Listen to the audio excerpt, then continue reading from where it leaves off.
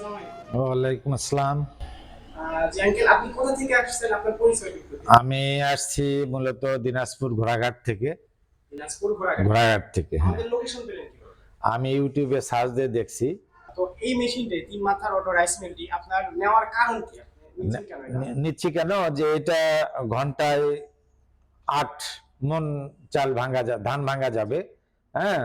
আর আমি আগের আছে সেটা ছোট, সেটা ঘন্টায় ৩ মন ভাঙা যায়, তাতে আমার অসুবিধা।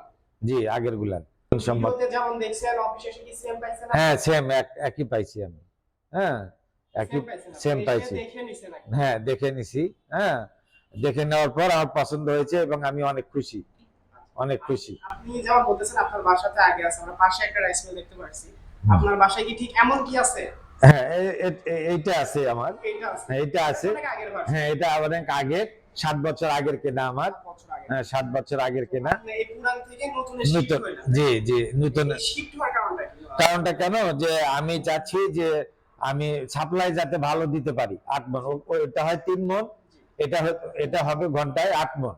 হুম, হবে ঘন্টায় ৮ মন, যার জন্য বেশি পাবেন। বেশি আমি পাবো। হ্যাঁ, যার জন্য এটা নেওয়া। আর পরবর্তীতে আরো চিন্তা ভাবনা আছে যে আরো নিব আর কি, ওই যে আপনার অয়েল মিল গুলা, তারপরে হ্যাঁ, খড়কাটা মেশিন, খড়কাটা মেশিন, হ্যাঁ, আপনি এগুলা। আমাদের একটা প্রোডাক্ট আগে নিছেন, নিয়ে দেখেন কেমন ফিডব্যাক পান। জি, তারপরে অবশ্যই আমরা আরেকটা ইয়েতে যাব। তো আপনার এই মেশিনটা, এটা আপনি কি 220 লাইনে কি চালাইতেন? হ্যাঁ, চালাইতাম। 220 লাইনে চালাইতেন। তো আঙ্কেল আরেকটা কথা, যে অনেকে বলে এই মেশিনটা দিয়ে নাকি ব্যবসা করা যায় না, তো আপনার পার্সোনাল মতামত? না, আমি আমি অনেকদিন থেকে ব্যবসা করছি, সুন্দরভাবে ব্যবসা করছি মেশিন দিয়া, এবং এই মেশিনের গুণগত মান খুবই ভালো, গুণগত মান অনেক ভালো। অনেক ভালো। চালটা খুবই মানে ফ্রেশ চাল। হ্যাঁ, চালটা, এই মেশিনের চালটা খুবই ফ্রেশ হয় এবং জনগণ আমার ওই চাল দেখে খুব উপকৃত হয় যে আপনি চাল ভালো দিচ্ছেন, আমরা আবার আসবো আপনার কাছে। যার জন্যই আমি আবার নতুন ভাষণ নেওয়ার আগ্রহ। আপনি যেমন বললেন যে চাউলটা ক্লিন আসে একদম, সেক্ষেত্রে তো আপনার তো এখান থেকে ভাঙানোর পর এটা ধুয়ে তো রান্না করতে পারবে, তাই না? হ্যাঁ হ্যাঁ হ্যাঁ, ধুয়ে রান্না করতে পারবে, এটা তো আলাদা। যেমন আমরা গ্রামে দেখি যে চাউল ভাঙানোর পরে আবার ঝাড়তে হয়। ঝাড়তে হয় না এটাতে, এটাতে ঝাড়তে হয় না এবং পরিষ্কার। হ্যাঁ, পরিষ্কার হয়। হ্যাঁ, কোনো গুঁড়া থাকবে না। হ্যাঁ, কোনো চালের কুড়া যে থাকে সেটা থাকবে না এটাতে। আচ্ছা, আরেকটা কথা হচ্ছে আপনার, যে এই মেশিনটি দিয়ে আপনার এলাকাতে যদি চাহিদা থাকে, আপনার এলাকাতে তো চাহিদা আছে, আমি যখন বললাম চাহিদা বলে আপনি বড় এই যে এই মেশিনটি নিলেন, জি, আপনার এলাকাতে যেমন চাহিদা আছে, আপনার একটা আনুমানিক, আপনার এক্সাক্ট বলতে হবে না, আপনার দৈনিক কত টাকা ইনকাম হতে পারে?